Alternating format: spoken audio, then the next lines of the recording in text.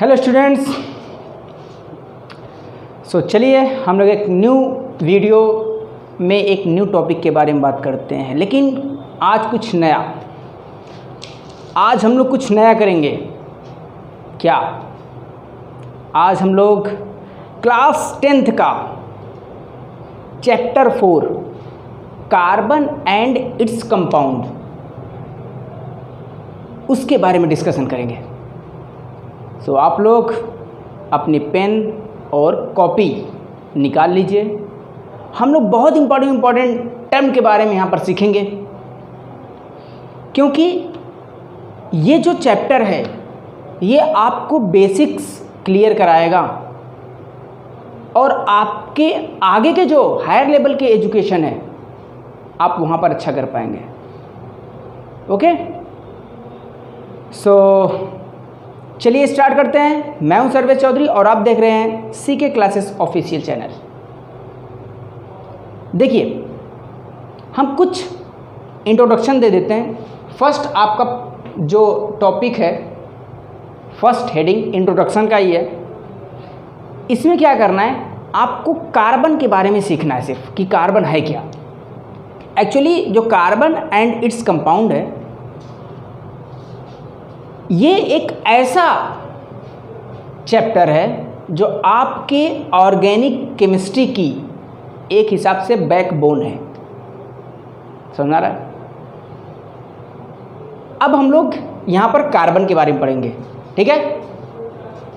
Carbon के बारे में पढ़ेंगे और देखेंगे कार्बन कौन कौन सी प्रॉपर्टीज़ रखता है। सबसे पहले कार्बन है क्या? आप लोगों को पता है कार्बन क्या है?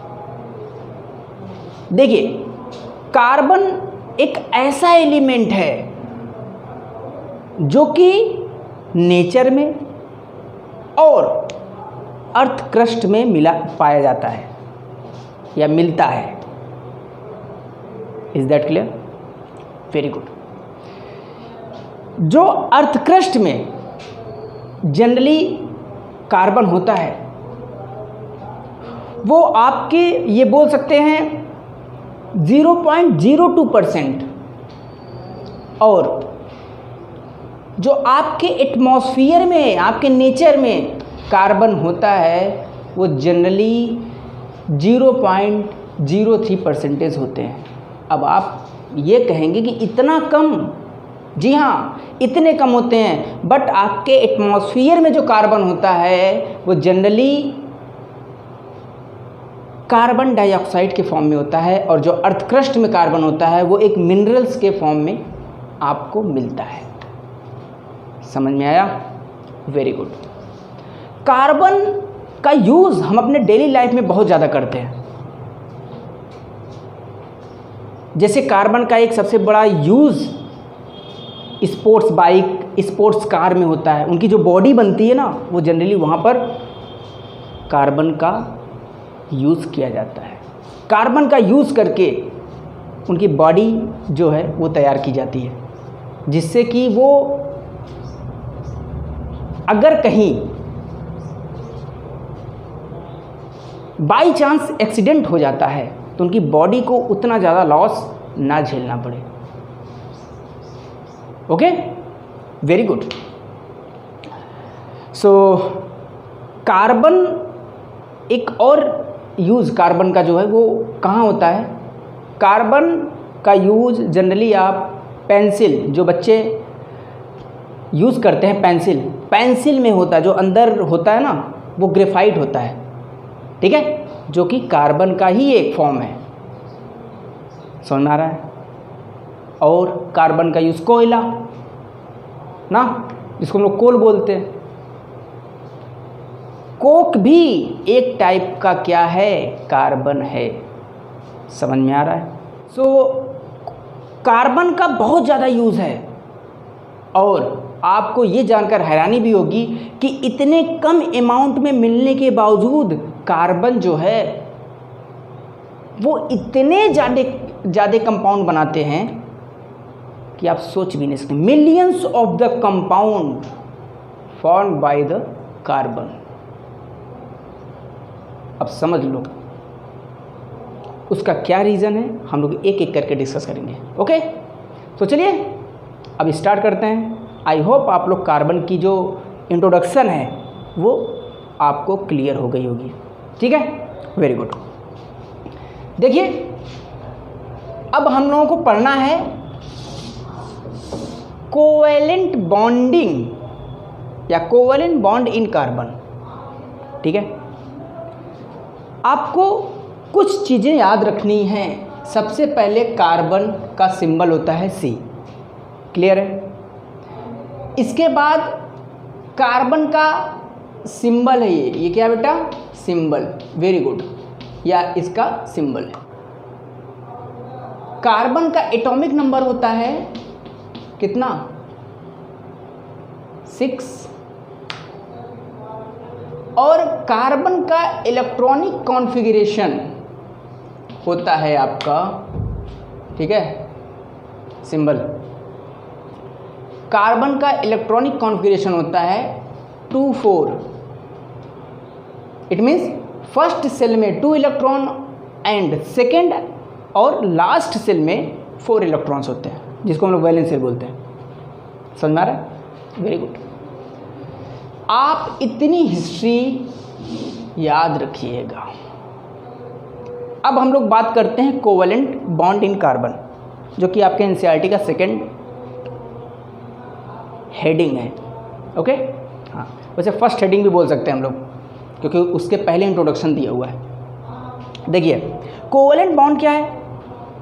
सबसे पहले कोवैलेंट बॉन्ड समझना आपको ज़रूरी है। देखिए ये ऐसे बॉन्ड होते हैं जो शेयरिंग ऑफ इलेक्ट्रॉन से बनते हैं ना। अभी हम लोग आगे पढ़ेंगे कि जो बॉन्डिंग होती है जनरली वो कई टाइप्स की होती है।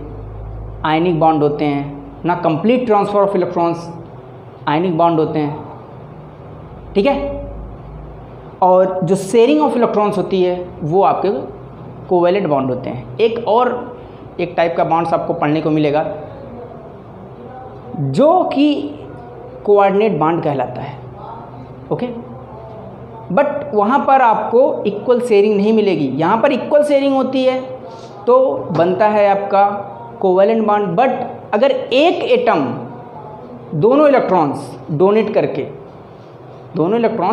करके बॉन्ड बनाता है तो उसको बोलते हैं कोऑर्डिनेट बॉन्ड, जिसको हम लोग डेटिव बॉन्ड भी कहते हैं। ठीक है, ये सब जो बॉन्ड्स हैं इसको हम लोग हायर क्लास में और डिटेल्स में पढ़ते हैं। बट आपको ये समझना है कि कार्बन में कोवैलेंट बॉन्ड ही क्यों होता है, क्या रीज़न है कि कार्बन कोवैलेंट बॉन्डिंग करता है। ठीक है, आइए इसको समझते हैं। Very good. देखिए अगर हम कार्बन का एटॉमिक स्ट्रक्चर बनाएं तो जनरली कुछ इस टाइप का बनेगा। आप लोग ध्यान से देखिएगा। ओके, फर्स्ट सेल में कितने इलेक्ट्रॉन होंगे बेटा, 2। सेकेंड एंड लास्ट सेल में 4 इलेक्ट्रॉन्स होंगे। ये क्लियर हो गया। ये आपका न्यूक्लियस है, आपको पता है एक एटम का स्ट्रक्चर, ये न्यूक्लियस है। न्यूक्लियस में कौन कौन होते हैं, न्यूट्रॉन, क्या कौन कौन होता है, न्यूट्रॉन और प्रोटॉन। न्यूट्रॉन पर चार्ज कितना होता है, न्यूट्रल, और प्रोटॉन पर चार्ज होता है पॉजिटिव। मैं शॉर्टकट में राइट कर दे रहा हूँ, ठीक है। और ये जो सेल्स होते हैं इसमें होते हैं इलेक्ट्रॉन्स। ओके, इसमें होते हैं इलेक्ट्रॉन्स जो कि नेगेटिव चार्ज इनके पास होता है। ठीक है, वेरी गुड। अब देखिए, अब कार्बन के केस में, ये कार्बन है, 2 कंडीशन है। ठीक है, कौन कौन सी, आप 2 नहीं 3 बोल सकते, 3 कंडीशन है। फर्स्ट, ये अपने ऑक्टेट को कंप्लीट करने के लिए 4 इलेक्ट्रॉन्स गेन कर लें। ठीक है, गेन 4 इलेक्ट्रॉन्स, फर्स्ट कंडीशन ये है, gain 4 electrons from the other atoms. यहाँ तक क्लियर है? फर्स्ट कंडीशन है। सेकेंड कंडीशन है lose 4 electrons from their outermost shell. Is that clear? Lose 4 electrons from their outermost shell. And third condition है, third और बहुत important condition है, sharing of electrons. Sharing of electrons to bonded atom. Okay, 3 condition है। मैं एक एक करके details में बताऊंगा आप लोगों को। देखिए, कार्बन अगर 4 इलेक्ट्रॉन्स गेन करता है तो क्या होगा? सबसे पहले तो न्यूक्लियस में जितने प्रोटॉन होते हैं उतने ही एक एटम में इलेक्ट्रॉन्स होते हैं, ये आपको पता है। यहाँ पर अगर 6 इलेक्ट्रॉन है टोटल, देखिए यहाँ पे एटॉमिक नंबर 6 है ना, 6 इलेक्ट्रॉन है तो 6 प्रोटॉन भी होंगे। अब आप बताइए, अगर इसमें 4 इलेक्ट्रॉन्स को ऐड कर दिया जाए तो 4 इलेक्ट्रॉन्स को जब ऐड करेंगे आप तो जो उसके प्रोटॉन हैं वो तो 6 ही रहेंगे, बट इलेक्ट्रॉन्स कितने हो जाएंगे? बोलिए, पहले 6 था, 4 और ऐड कर दिया तो 10 हो गए। अब आप बताइए, 6 प्रोटॉन हैं वो क्या 10 इलेक्ट्रॉन्स को होल्ड कर पाएंगे? सोचिए, जो 10 इलेक्ट्रॉन्स हैं, ठीक है, वो क्या सरवाइव कर पाएंगे अपने सेल में? तो आंसर होगा नहीं, नो, नेवर। 6 प्रोटॉन 10 इलेक्ट्रॉन्स को कैसे होल्ड करेंगे? इसका मतलब इसके पास निगेटिव चार्जेस बहुत ज़्यादा हो जाएगा। समझ में आ रहा है? हाँ, तो यहाँ पर जो न्यूक्लियस है, यही तो न्यूक्लियस है, यहाँ पर कुछ डिस्ट्रक्शन देखने को मिल सकता है आपको। तो इसलिए कार्बन जो है 4 इलेक्ट्रॉन गेन नहीं कर सकता। ये जो हाइपोथेसिस थी ये कैंसिल आउट हो गई। समझ में आ रहा? अब सेकेंड पर मूव करते हैं। सेकेंड पॉसिबिलिटी है लूज 4 इलेक्ट्रॉन्स। यहाँ पर भी वही कंडीशन आएगी, बट आप एक बार चेक करिए। अगर 4 इलेक्ट्रॉन लूज करता है कार्बन, अच्छा ये क्यों ऐसा कर रहा है ना? क्योंकि अपने ऑक्टेट को कंप्लीट करना चाहता है। लेविस ऑक्टेट रूल अगर आप लोग जानते होंगे, आप लोग नहीं जानते हैं क्योंकि आप लोगों ने अभी पढ़ा नहीं है। लेविस ने ये बताया था, लेविस एक साइंटिस्ट थे, उन्होंने ये बताया था कि कोई भी एटम अपनी स्टेबिलिटी को फाइंड करने के लिए अपने आउटर मोस्ट सेल में 8 इलेक्ट्रॉन्स रखना चाहता है, ठीक है, जिसको ऑक्टेट रूल भी कहा गया। और अगर वो अपना ऑक्टेट कंप्लीट करता है तो ही वो स्टेबल होगा। बाद में चल के ये हाइपोथेसिस जो थी, एजम्पशन जो था, वो रॉन्ग हो गया था, ठीक है। हाँ, और वहाँ पर हीलियम, जैसे कि हीलियम डुप्लेट कंप्लीट करता है अपना। हीलियम डुप्लेट मतलब उसके आउटर मोस्ट सेल में 2 इलेक्ट्रॉन, उसका फर्स्ट सेल ही उसका वैलेंस सेल है, तो उसके आउटर मोस्ट सेल में 2 इलेक्ट्रॉन्स हैं, तो वो अपना डुप्लेट कंप्लीट करता है। तो पॉसिबिलिटीज़ जो है, या तो इलेक्ट्रॉन यहाँ से 4 इलेक्ट्रॉन गेन करके 8 इलेक्ट्रॉन्स कर ले आउटर मोस्ट सेल में, तो वो ऑक्टेट रूल को फॉलो करेगा, तब स्टेबल होगा। या तो ये 4 इलेक्ट्रॉन लूज कर दे, डुप्लेट मतलब कि इसके जो सेल में डुप्लेट अपना कंप्लीट कर ले। इसका जो सेल है, फर्स्ट सेल है, उसमें 2 इलेक्ट्रॉन्स हों और ये अपना डुप्लेट कंप्लीट कर ले, तब ये अपनी स्टेबिलिटी को फाइंड करेगा। इसलिए ये गेन और लूज की कहानी आ रही है। समझ में आ रहा है? हाँ, चलिए सेकेंड पॉइंट पर अगर मूव करते हैं आप। सेकेंड पॉइंट में क्या है, देखिए, लूज 4 इलेक्ट्रॉन्स। अगर ये 4 इलेक्ट्रॉन लूज करेगा, आप अपने ब्रेन में एक बात सोचिए, क्या सोचेंगे? कि जो आउटर मोस्ट सेल है कार्बन का, ये क्या अपने इलेक्ट्रॉन्स को लूज कर पाएगा? सोचिए। यहाँ पर 6 प्रोटॉन हैं बैठे हुए हैं, इनके घर के मेंबर, जो इनके घर के मेंबर हैं, एक हिसाब से बोल सकते हैं कि जो बहुत ही पावरफुल हैं, इनको कहीं जाने नहीं देते।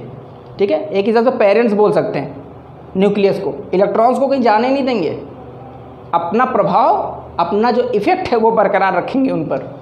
तो यहाँ पर भी वही होता है। यहाँ पर क्या हुआ, न्यूक्लियस क्या करेगा, अगर किसी भी तरीके से मान लीजिए आपने एक इलेक्ट्रॉन लूज करवा दिया हीट करके, एनर्जी दे करके, अब देखिए यहाँ पर प्रोटॉन तो 6 हैं बट इलेक्ट्रॉन्स आपके कितने हो गए, 5।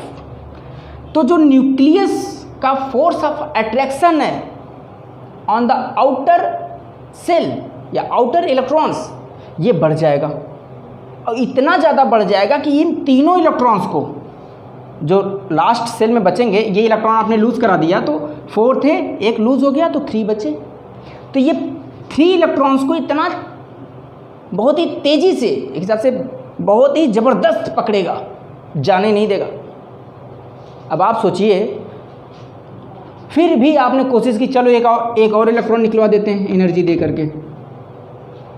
अब देखिए जो अट्रैक्शन फोर्स है न्यूक्लियस का वो और बढ़ जाएगा और इतना बढ़ जाएगा कि अब आप इसको इतनी एनर्जी देंगे तब हो सकता है वो इलेक्ट्रॉन लूज कर दे। बट ये भी पॉसिबिलिटीज़ है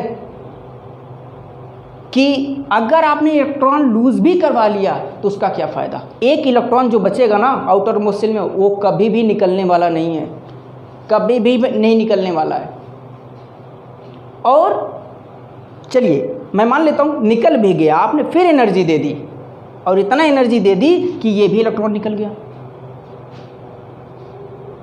बट वही बात है, अगर सिंपली आप अगर बिजनेसमैन हैं, ठीक है, आप अगर बिजनेसमैन हैं या कोई भी बिजनेसमैन हो, उसको किसी चीज़ की ज़रूरत है, ठीक है, और वो अगर उसको लेना चाहता है और उस जो चीज़ है जो उस खरीदना चाहता है उसकी कीमत 10 रुपये, मान लीजिए कि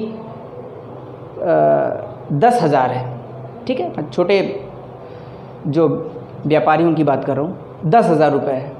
बट उसको पाने के लिए उसको अगर 10 लाख खर्च करना पड़े तो क्या वो 10,000 वाले प्रोडक्ट को खरीदेगा? सोचिए, 10,000, अच्छा उसको फाइंड भी किया जा सकता है, लेकिन कम पैसे में भी फाइंड किया जा सकता है, 5,000 में फाइंड किया जा सकता है। तो बताइए वो 10 लाख रुपए क्यों देगा? सोचिए, मतलब जितना काम नहीं उससे ज़्यादा दाम। तो बात यही है। तो ये सेकेंड भी पॉसिबिलिटीज़ क्या हो गई, कट हो गई। हुआ क्या, लास्ट पॉसिबिलिटीज़ बचती है और यही सक्सेसफुल है। समझ में आ गया? Very good. चलिए, आई होप इतना तो समझ गए होंगे आप लोग। लास्ट पॉसिबिलिटीज़ जो है उसके बारे में बात कर लेते हैं, क्योंकि कोवेलेंट बॉन्ड ये बनाएगा शेयरिंग करके, शेयरिंग ऑफ इलेक्ट्रॉन्स होगी। और वो कैसे होगा मैं बता देता हूँ। कहानी तो अच्छी लग रही होगी ना। देखिए होता क्या है, यहाँ पे थर्ड जो पॉसिबिलिटीज़ है शेयरिंग ऑफ इलेक्ट्रॉन्स की, शेयरिंग ऑफ इलेक्ट्रॉन्स की। ये क्या होता है, ये कैसे होती है? देखिए, सबसे पहले जो कार्बन होता है, ये कार्बन, इसके पास 4 इलेक्ट्रॉन्स होते हैं ना। मैं इसको डॉटेड में दिखा दूं क्या? चलिए डॉटेड में है, ये देखिए मैं मीथेन का स्ट्रक्चर बना रहा हूँ, CH4, ठीक है। अगर आप कार्बन की बात करते हैं तो आपको ये बातें याद भी रखनी होगी, ठीक। यहाँ पर देखिए, सोचिए कैसे बनाएगा कंपाउंड। क्या आपने लेविस डॉट स्ट्रक्चर के बारे में पढ़ा है? क्लास 9th में अगर आप लोगों ने पढ़ा है तो आप लोगों के लिए बहुत बेटर है। यहाँ ये जो स्ट्रक्चर हम बना रहे हैं आपको पूरी तरीके से समझ में आएगा। और अगर नहीं पढ़ा है तो प्लीज़ आप क्लास 9th के जो केमिस्ट्री पोर्शन के चैप्टर है जनरली एटम्स एंड मॉलिक्यूल्स, ठीक है, आप वहाँ से उसको पढ़िए तो आपको अच्छे से समझ में आएगा ये स्ट्रक्चर कैसे बन रहा है। देखिए होता क्या है, शेयरिंग कैसी हुई है, कुछ इस टाइप की शेयरिंग होती है। अब आप थोड़ा सा अपना ब्रेन, अपना दिमाग जो भी है खोल के रखिएगा, ठीक है। देखिए sharing,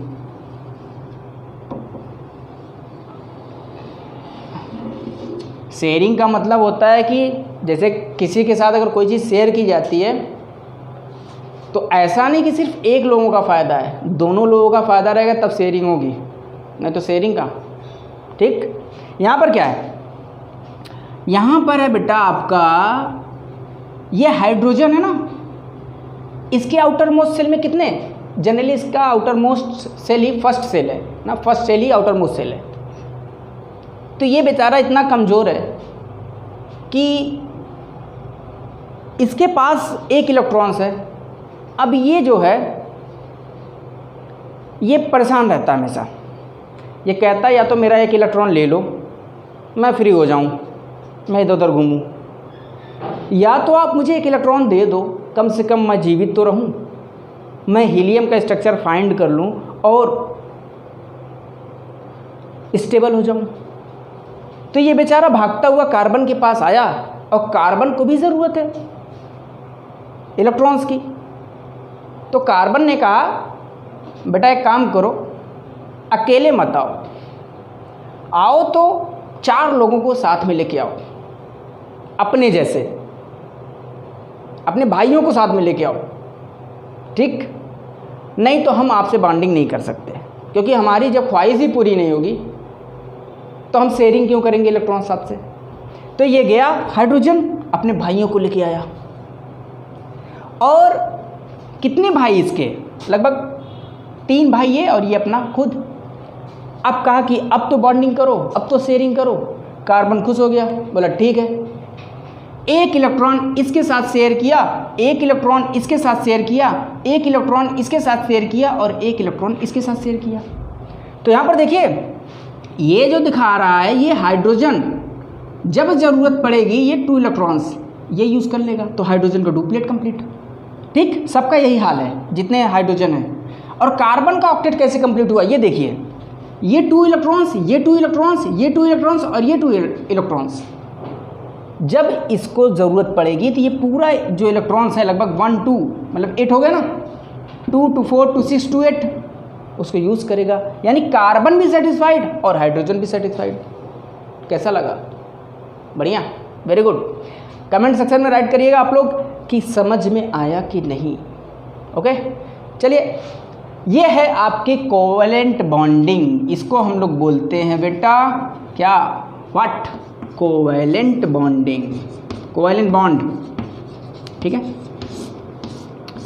covalent bond. Very good, copy करना है आप लोगों को कॉपी करना है तो कर लीजिए, अदरवाइज़ हम लोग कुछ और कोवेलेंट बॉन्ड पर बात करते हैं ना। चलिए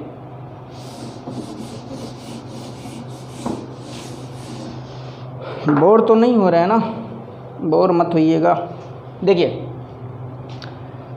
कुछ ऐसे कोवेलेंट बॉन्ड के बारे में हम लोग बात कर लेते हैं ना जनरली, जैसे H2 का फॉर्मेशन, H2O2, N2, ये सब जो हैं आपके कोवेलेंट बॉन्ड बनाते हैं ना। आप अगर चाहो तो CO2 का भी देख लो, बट आपको याद होना चाहिए कि CO2 ऑर्गेनिक कंपाउंड नहीं है, याद रखिएगा। कभी कभी कार्बन वहाँ पे प्रेजेंट होता है तो बच्चे ऑर्गेनिक कंपाउंड टिक करके चले जाते हैं एग्ज़ाम में, बहुत ही रॉन्ग हो जाता है इससे, उनका जो क्वेश्चन है 1 मार्क्स मिलना भी रहता नहीं मिलता। तो CO2 ऑर्गेनिक कंपाउंड नहीं है, अभी आपको ये पढ़ना पड़ेगा ऑर्गेनिक कंपाउंड होता क्या है, ठीक, उसके बारे में बताएंगे। पेशेंस रखिए, सब चीज़ें बताई जाएंगी यहाँ पर, बट आप लोग वीडियो को लास्ट तक, एंड तक देखिएगा, स्किप करके नहीं। और एक और रिक्वेस्ट है आपसे कि जो चीज़ें यहाँ बताई जाती है आप अपनी कॉपी में नोट करिए, इससे आपको बहुत ही बेनिफिट मिलेगा, ठीक है। और अगर समझ में ना आए तो वीडियो को रिपीट करके देखिए, पॉज करके देखिए, ठीक है। Very good. चलिए बात करते हैं और भी कोवेलेंट बॉन्ड किस में बनाएगा, बात कर लेते हैं। चलिए CO2 के बारे में बात कर लें। वैसे कार्बन नहीं, CO2 के बारे में बात नहीं करेंगे। और कोई है, कोई कंपाउंड? अभी हमने CH4 बता दिया, चलिए इतना ही। ETC, मैं ETC लगा दे रहा हूँ, चलिए, ठीक है। Very good. अब देखिए यहाँ पे क्या है, H2 का फॉर्मेशन कैसे होता है, वैसे हमने बता दिया है। होता क्या है, हाइड्रोजन और हाइड्रोजन। इस हाइड्रोजन के पास 1 इलेक्ट्रॉन, इस हाइड्रोजन के पास 1 इलेक्ट्रॉन, दोनों परेशान हैं। क्या करेंगे? अब देखिए इनके नियरेस्ट नोबल गैसेस में कौन है, जो नियरेस्ट नोबल गैसेस होते हैं उन्हीं का स्ट्रक्चर फाइंड करना चाहते हैं। तो इनके नियरेस्ट में लगभग आप देखेंगे हीलियम है ना, इसका 2 एटॉमिक नंबर होता है हीलियम का। तो ये हीलियम का स्ट्रक्चर फाइंड करना चाहते हैं, समझ में आया? तो ये क्या करें, और इनके पास इतनी ताकत भी नहीं है किसी से इलेक्ट्रॉन छीन लें। हाइड्रोजन के पास इतनी ताकत नहीं है कि किसी से इलेक्ट्रॉन छीन ले। तो ये क्या करेगा, अपने भाई को बुलाएगा, चलो भाई ठीक है, दोनों लोग मिलते हैं, घर बनाते हैं, वहाँ पे रहेंगे ना, दोनों लोग स्टेबल हो जाएंगे। तो इन्होंने घर बनाया, और कैसे बनाया, शेयर करके। इट मीन्स ऐसे बनाया। देखिए यही है शेयरिंग ऑफ इलेक्ट्रॉन, इसी को बोलते हैं आप क्या, कोवेलेंट बॉन्ड, CB। ऑक्सीजन के केस में देखेंगे तो ऑक्सीजन याद रखिएगा, जनरली जो बॉन्डिंग होती है ना वो वैलेंसी पर डिपेंड करती है, और वैलेंसी आप पढ़ चुके हैं, combining capacity of elements. Okay, very good. चलिए ऑक्सीजन के बारे में बात करते हैं। ये महाराज ऑक्सीजन, याद रखिएगा ऑक्सीजन मोर इलेक्ट्रोनेगेटिव होता है देन हाइड्रोजन। बट यहाँ पर होता क्या है कि यहाँ पर भी वही है, अपना घर बनाना चाहता है, अपने भाइयों के साथ में सेटल होना चाहता है। तो ये क्या करेगा, ये एक ऑक्सीजन अपने भाई दूसरे ऑक्सीजन के पास आएगा और बोलेगा कि कुछ पैसे शेयर करके हम लोग एक घर बनाते हैं, ठीक। तो ये क्या किया, कुछ पैसे शेयर किया और एक घर बनाया। कौन सा घर बनाया, देखिए कितने, जितने पैसे इसने लगाए उतने ही पैसे इसने भी लगाए। ऐसी बातें नहीं है कि इसने ज़्यादा लगा दिया, अगर इसने ज़्यादा लगा दिया तो फिर वो घर चलने वाला नहीं है, ठीक है। जोक्स पार्ट, ठीक है। हाँ देखिए यहाँ पे कैसा है, इनके आउटर मोस्ट सेल में जनरली ऑक्सीजन को देखेंगे तो ऑक्सीजन के आउटर मोस्ट सेल में 8 इलेक्ट्रॉन्स होते हैं, सॉरी 6 इलेक्ट्रॉन्स होते हैं, बिकॉज इनका जो एटॉमिक नंबर होता है वो होता है 8, इनका भी एटॉमिक नंबर 8 है। तो इनका इलेक्ट्रॉनिक कॉन्फ़िगरेशन अगर देखेंगे 2-6 का होता है, इसका भी 2-6 है, ठीक। इनको अपना ऑक्टेट कंप्लीट करने के लिए 2 इलेक्ट्रॉन चाहिए दोनों को। तो अब आप बताइए, इनको भी 2 चाहिए, इनको भी 2 चाहिए, तो 2-2 की शेयरिंग होगी ना। किसकी कितनी शेयरिंग होगी, 2-2 की, 2 इलेक्ट्रॉन्स की। तो इसका मतलब जो इसके 2 इलेक्ट्रॉन्स हैं, 6 इलेक्ट्रॉन्स है ना जनरली आउटर मोस्ट सेल में, उसमें से 2 तो बॉन्डिंग में ये यूज़ कर लेगा, बट जो 4 इलेक्ट्रॉन्स हैं जनरली वो ऐसे रहेंगे, ठीक है, 4 इलेक्ट्रॉन्स। तो कैसे हुआ शेयरिंग, देखिए ध्यान से, शेयरिंग जो हुई बेटा ये हो गई ऐसे, कैसे, ऐसे। इसी को बोलते हैं डबल बॉन्डिंग, यानी कि अगर इसको हम दिखाएं तो ऐसे ऐसे करके दिखाएंगे, ये देखिए स्ट्रक्चर, ठीक है, ये 2-2 इलेक्ट्रॉन्स की शेयरिंग हुई है। अब आप कहेंगे सर ये क्या है, ये दो जो इलेक्ट्रॉन्स है ये क्या ऐसे ही रहेंगे, बिल्कुल ऐसे रहेंगे, इनको बोलते हैं लोन पेयर। इट मीन्स जो बॉन्डिंग में पार्टिसिपेट नहीं करते हैं उन इलेक्ट्रॉन्स को बोला जाता है लोन पेयर। याद रखिए आप लोग, लोन पेयर। वेरी गुड, समझ में आ गया। चलिए यहाँ पर सिंगल बॉन्डिंग, यहाँ पे डबल बॉन्डिंग, और नाइट्रोजन के केस में ट्रिपल बॉन्डिंग होती है। कैसे होती है उसके बारे में बात करेंगे। नाइट्रोजन है, इनका एटॉमिक नंबर होता है कितना, 7, 2 5 इनका इलेक्ट्रॉनिक कॉन्फ़िगरेशन होता है। इनको चाहिए 3 इलेक्ट्रॉन्स। इनको कितने चाहिए? 3 इलेक्ट्रॉन्स चाहिए ऑक्टेट कंप्लीट करने के लिए। तो ये क्या करते हैं, ये अपने 3 इलेक्ट्रॉन्स जनरली ये 3 इलेक्ट्रॉन्स और इनके ये 3 इलेक्ट्रॉन्स, ठीक है, ये बॉन्डिंग में पार्टिसिपेट करते हैं। और जो 2 इलेक्ट्रॉन्स बचते हैं वो लोन पेयर की कैटेगरी में आते हैं। वो लोन पेयर ऐसे रखे रहते हैं, इनके पास रहता है। और ये जो है इस तरह से बॉन्डिंग करते हैं। आप लोग ध्यान से देखिएगा। अब देखिए यहाँ पर 3 की शेयरिंग हुई ना, 3 की शेयरिंग हुई, तो इसका मतलब यहाँ पे ट्रिपल बॉन्ड बनेगा और ये भी कोवैलेंट बॉन्ड है, ठीक है। तो कोवैलेंट बॉन्ड में भी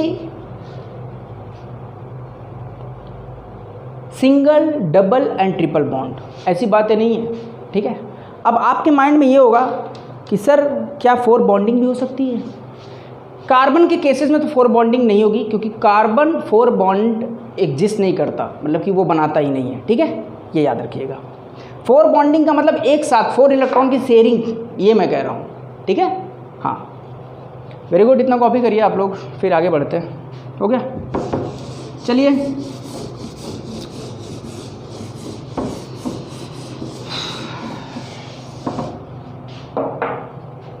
वैसे तो आप लोगों को एक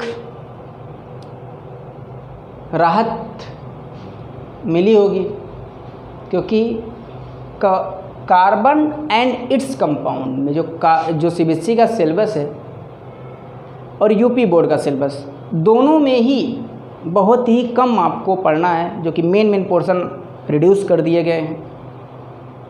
हम लोगों के लिए उतनी अच्छी बातें नहीं हैं, बिकॉज आप लोगों को थोड़ी सी परेशानी होगी, बट यहाँ पर हम पूरा लेके चलेंगे, ठीक है। यहाँ पर हम पूरा डिटेल्स में पढ़ाएंगे, एकदम आप पढ़िएगा। जो चीज़ें आपको एग्ज़ाम्स में नहीं पढ़नी है आप उसको कट कर दीजिएगा, आप उसको जानकारी के बेस पे, मतलब कि नॉलेज के बेस पे पढ़िएगा।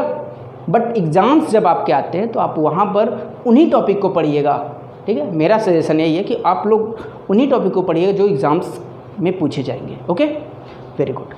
अब आपका कोवैलेंट बॉन्ड इन कार्बन, इसके बारे में बात हो गई। वर्सटाइल नेचर ऑफ कार्बन के बारे में बात करते हैं, जो कि लास्ट टॉपिक हमारी। इसके बाद हम लोग नेक्स्ट पॉइंट पर मूव करेंगे ना। यहाँ पर 3 टॉपिक्स ही लिखे हम लोग। वर्सटाइल नेचर का मतलब क्या होता है?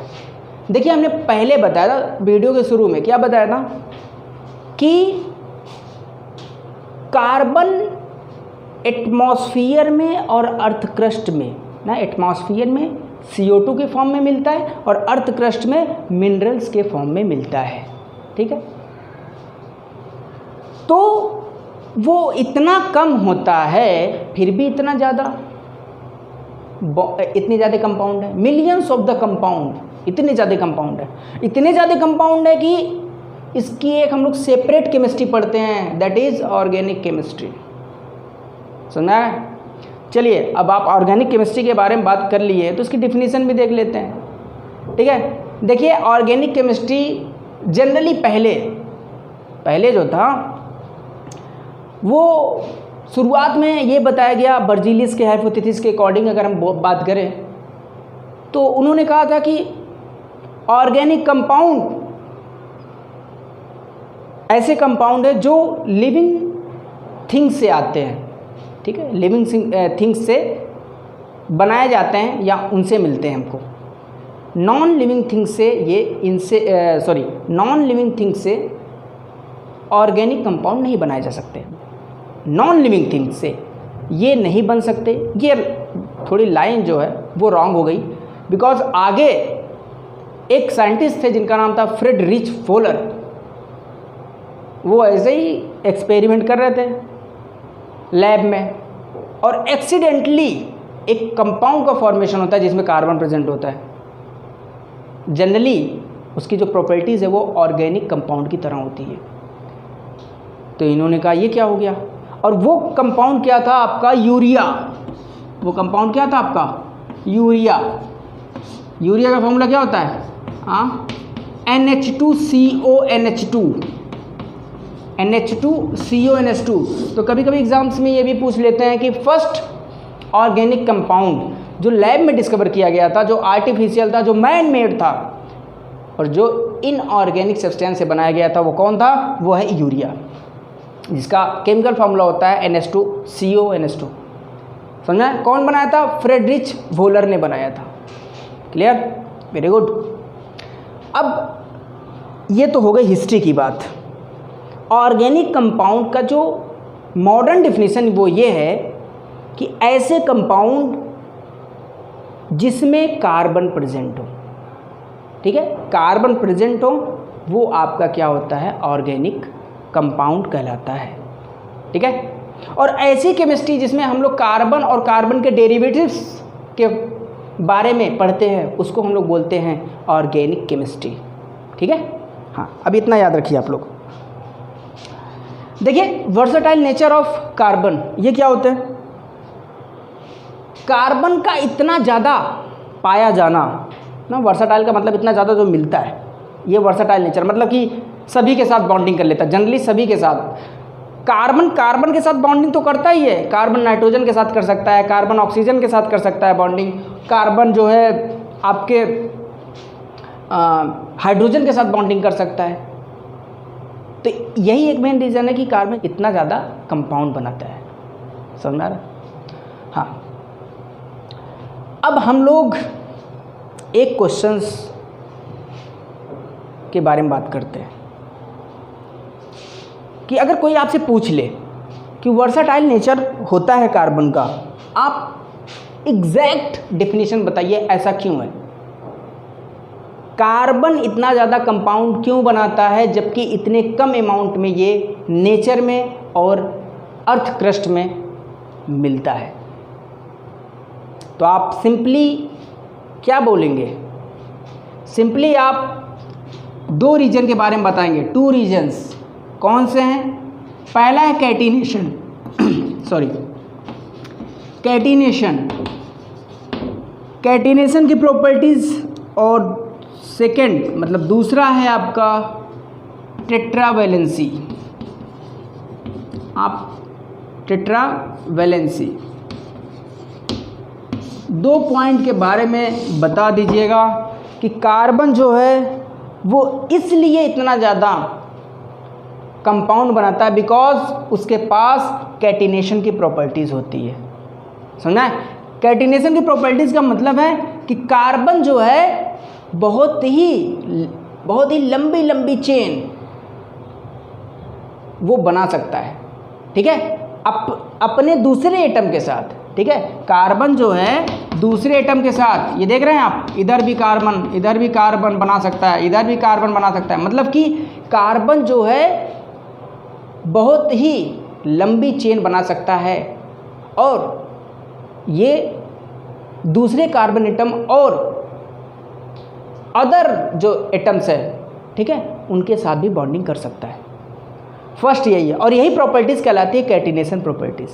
ठीक है, जो लंबी चेन बनाती है। ठीक है, हाँ, लॉन्ग चेन का फॉर्मेशन जो करती है। ठीक है, उसी प्रॉपर्टीज़ को बोलते हैं कैटिनेशन प्रॉपर्टीज़। यहाँ तक क्लियर है?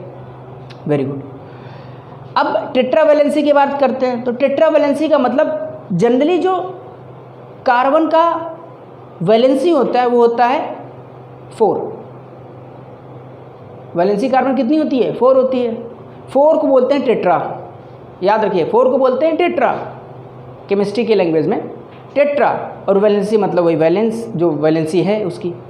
तो ये टेट्रा वैलेंसी मतलब कार्बन जो है 4 बॉन्ड बनाता है। अब यहाँ पर बताइए, एक कार्बन यहाँ जुड़ जाए, एक कार्बन यहाँ जुड़ जाए, यहाँ कार्बन जुड़ जाए, फिर एक दूसरा कंपाउंड बना, ये एक दूसरा कंपाउंड बनाया, फिर इसमें देखिए यहाँ पे ऑक्सीजन जुड़ जाए ना, यहाँ पर कुछ और जुड़ जाए तो ये दूसरा कंपाउंड बना लिया, फिर यहाँ पर जुड़, मतलब एक हिसाब से इसकी टेट्रावैलेंसी भी एक मेन रोल प्ले करती है इतनी ज़्यादा ब्रॉड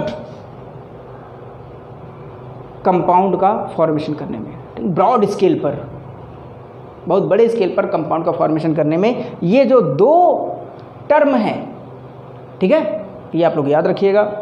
चलिए, ये यहाँ तक हम लोग आज बात करेंगे, और नेक्स्ट वीडियो में हम लोग कुछ टर्म पर बात करेंगे, जैसे हाइड्रोकार्बन हो गया, ठीक है। हाइड्रोकार्बन के क्लासिफिकेशन के बारे में बात करेंगे, ठीक है। हाइड्रोकार्बन क्या होता है? जिसमें हाइड्रोजन और कार्बन होता है। ऐसे कंपाउंड जिसमें सिर्फ हाइड्रोजन और कार्बन होता है उनको बोलते हैं हाइड्रोकार्बन। हाइड्रोकार्बन के क्लासिफिकेशन के बारे में बात करेंगे तो 2 टाइप्स के होते हैं, एक सैचुरेटेड होता है, एक अनसैचुरेटेड होता है, ठीक है। इसके बारे में बात करेंगे। चलिए आज इतना ही, नेक्स्ट वीडियो में इसके आगे बात करेंगे। Thank you very much, thanks a lot, bye bye.